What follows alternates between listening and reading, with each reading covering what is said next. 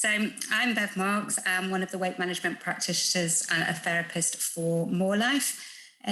So I want to just look today really at understanding while we're waiting, and certainly for those of you that have completed any tier 3 program already, and those of you even that are just starting out, to really look at readiness to change and how that cycle works, and really supporting, recognizing how to do that, how to manage that, and working with goal setting, which is really, really important in maintaining change over time. And as Jodie said, more so than ever at the moment, when the wait times are so long for surgery, your main priority is really being able to look at the changes that you can make. Remembering bariatric surgery is an amazing tool. It's really, really supportive for change and for that weight loss. But without the behavior change long term, then your long-term success with surgery will be potentially not as successful. So really making the most of this time that you have to work on your behavior changes, understanding the struggles that you have yourself, and using the tier 3 services to help you to make those changes while you're waiting for surgery. Okay, so Stevie, do you want to just share the screen for me? Thank you. So readiness to change, understanding where I am now.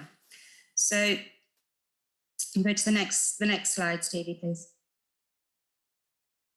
Okay, so we've got these stages of change. I'm hoping a lot of you may have seen this if you've been through a service or something similar and recognize these different stages. So there are 5 stages, some will say there's 6 stages. You've got the end stage as well, which isn't on this wheel. So we start with pre-contemplation, going through to contemplation, preparation, action, and maintenance. At any point along this journey and throughout this cycle, we can slide back into any of these different stages at different times. You can jump from maintenance all the way back to pre-contemplation and work your way back through the cycle again. I want to reassure everybody, this is really normal. We all go through these phases and different changes throughout our lives. It's very normal to slip and to relapse. And it's really important to be able to recognize that so you can get back on this wheel and start that process and move forward again. Each time you go around it, you'll find that actually, as we go through it becomes, that cycle becomes quicker, become more familiar with those changes, more aware, and that can be quite empowering to be able to go through this cycle. So it's very normal to go through this 3 or 4 times whilst developing new habits. So don't be disheartened. If you've been through the process and you feel like you've gone off track a little bit or you're slipping, it really is very, very normal. Can we go on to the next slide, please, Stevie? Thank you. So let's have a look at the different stages a little bit more. Okay, so we start with pre-contemplation. Okay, the pre-contemplation stages is that stage where you may not be sure you're ready to make changes now. You're not really decided whether you're really committed to making the changes, where you're really going. You've taken a positive step because you're even considering setting new goals. You're even considering change. So at this point, we want to try really becoming more informed. Learn what you can about the changes you want to make for you. So when it comes to surgery, really learn as much as you can. The more of these sessions you attend, the more understanding you have of the bariatric surgery process, so you can be really empowered and understand exactly what the process involves and what to expect moving forwards. So, and then when you're ready to take steps towards your goal, you're able to start with all the knowledge that you have to move forwards. Next screen, please, Stevie. Okay, so then from pre-contemplation, we move on to contemplation. So it may be that you're feeling stuck. You've made a decision that you want to make changes, but you're caught between that understanding. You've got a problem, you know that you're struggling, but you're not really sure how to solve it. And that's where this tier 3 services come in. We're here to support you with psychological support, with nutrition support, to help you develop those skills to move forwards and to have those tools moving forwards. So you can think about transforming your vague ideas for change into concrete, achievable steps. And what I hope for those of you who've been through a program or already on the program now, is right at the beginning, you'll have talked about SMART goals and setting goals and being prepared to take those steps and keeping them realistic, keeping them achievable, really understanding that every small change is a change to big change to the future. So I always say to clients, if you imagine you've got, you're building a house, you need the foundations, and you build up one brick at a time. Every small change is another brick to building that positive, healthy future for yourselves. So you may still be far from committing to action, and that's okay. It's okay to do that. Focus on where you're going. Focus on why you're doing this, why now this is the right time for you. And focus on the positives moving forward rather than on the problems and all the struggles and everything that you're really finding difficult. Okay, next screen, please, Stevie. Okay, so from there, we move on to preparation. And this is the point at which you're kind of feeling you're almost ready to actually make these changes. You know, okay, yeah, I'm committed to being part of the program. I'm committed to really spending the time before surgery to understand, to actually make changes for myself. And one way to do that and really commit to do that may be going public. Now, that doesn't mean putting it all over social media, putting it out there to everybody. It's finding those people that you really trust. It may be friends, it may be family. But those people that you know are going to be really supportive, really positive about your journey, and let them know about what your intentions of change are, the changes you want to make that are long-term changes, not just temporary changes for all those that have been on diet after diet after diet, and it's that vicious cycle and you feel like you're on a continuing wheel. These are long-term changes that you really want to make. So sometimes actually talking to somebody you really trust about the changes you want to make solidifies that commitment. It can kind of hold you in place rather than jumping off ship and you know, having that last minute ambivalence about plans and that risk of kind of running away, because change is always difficult. Change is the hardest thing. However unhappy and however much you want things to be different, change means going to something that you may not know. And that can be really scary, but it can also be really, really exciting. So having that network of support is really, really important. Next slide, please, Stevie. So from preparation, we move on to action. Okay, this is the point where we're going to try new routines. We're going to get rid of the old habits. That sounds really easy. It's not. Changing habits can take up to 2-3 months to change a habit. It takes a lot of perseverance, a lot of work, and a lot of support to change old habits to new habits. So again, having that support of people around you, knowing that it's okay to slip sometimes. It's okay if it doesn't always work. Developing new habits, sometimes it doesn't work all the time.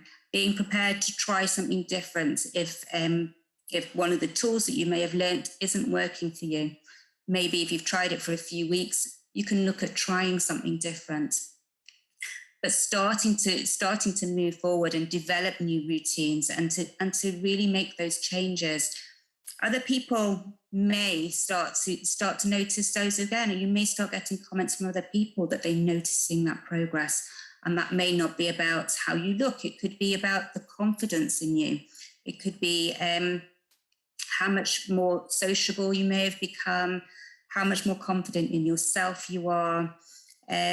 There are lots of indicators, how much more energy you seem to have, how your mood has improved. There's so many indicators as you start to develop new routines that people may notice. So your aim at this point is to stay on track and keep focused. Focus on the positive results you've seen. Try and keep track of all the changes you make. As you start to make those small changes one by one by one, write them down. So if you are going through a time where you're struggling a little bit,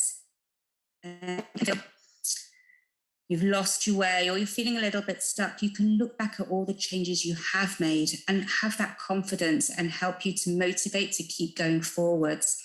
Rather than sometimes feeling I've got so far to go and surgery such a long way off. Really focus on how far you've come and how well you're doing. And treat yourself kindly. Be really kind to yourself. Find really positive rewards to treat yourself to recognizing the changes you've made. Next slide, please, Jodie. Okay, so once we've got to that point where we think we've changed all the behaviors we want to change, and we've created those new habits that we want to create for ourselves, you've reached that goal. You've reached where you want to be. Now we want to stay there. Okay, you want to stay on track and try and avoid relapses as much as possible. Although relapses, as I've said, are very normal and a very important part of the growth process. What we want to be careful of when we relapse is we don't fall into old habits of that catastrophizing and feeling that we've blown it and it's all gone wrong again and I've failed.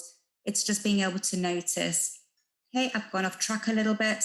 I can jump straight back on. And part of that is being aware of, where am I in this cycle of change? Have I gone from action and I've gone back to pre-contemplation even, and start to be aware of just where you're at in that cycle at a time. And that will give you the strength to keep going. So keep on going. Continue setting goals even when you feel that you've achieved all the goals you want to. Keep setting small goals, even if those goals are about maintaining a change. But by keeping those goals, it's keeping your focus on where you want to be, the journey that you're on. Having check-ins, whether it's check-ins with the Tier 3 service that you're with, whether it's check-ins with people that you're in a group with, or check-ins with again, those close family or friends, so just to keep you going, to keep that motivation and just help you not slip back into the old behaviors. Next slide, please. Okay, so as I said, people do lapse or relapse, and lapsing is that idea of moving back into a former state. So as you'll see here, most successful self-changes go through the stages 3 or 4 times. So this cycle of behavior change is not one that you do once, and you could come off it at any point in that circle and go through it again. So it does take a few times before you can go through it without a lapse. But the lapses are really important, as I said, to learn, not as an idea of failure, but as an opportunity to celebrate. I've learned something else about myself. I've learned what I struggle with. I've learned more about what help I need to access, or what's important to me, or what tools do and don't help me. And that will help if we can celebrate and really acknowledge that lapses are normal and I've not failed anything. I've just had an opportunity to learn something more about myself. It makes it that much easier to get back on, okay? So it's really, really important to be kind to yourselves at every stage of this process. Okay, next slide, please. Okay, so here's a tip. So to take a moment occasionally to appreciate the changes you have made. As I said, keep a note of all the changes you make, however small they are. Really have them to be able to look back on, to really appreciate how far you've come on your journey so far. That will motivate you to keep going, rather than still looking at how far you may still have to go. Okay? Keep an eye on your behaviors. Check where they're up to. Watch if they hold steady in times of stress, or if they're not, are there steps that you can take to get some extra support? Or do you need to have a look back over the tools that you've learned throughout a Tier 3 service? So just can check in with yourself as much as checking in with others. Be aware. If I'm really stressed, am I slipping back into the old habits, or am I able to maintain the changes that I've made? Okay, and the final slide, please. So here's our stages of behavior change, starting from pre-contemplation at the bottom and going all the way up to maintenance at the top. And then we're at the top of the ladder, that sense of achievement. Sometimes we may stumble a little bit, but we'll never fall back down to So the bottom of below pre-contemplation, that sense of hopelessness, as long as we're forever keeping in mind where we're at. If you're struggling, where can I get the support, or have I got the tools that I need and I know what I can do to help? So thank you for listening to that. I hope that's been helpful for you.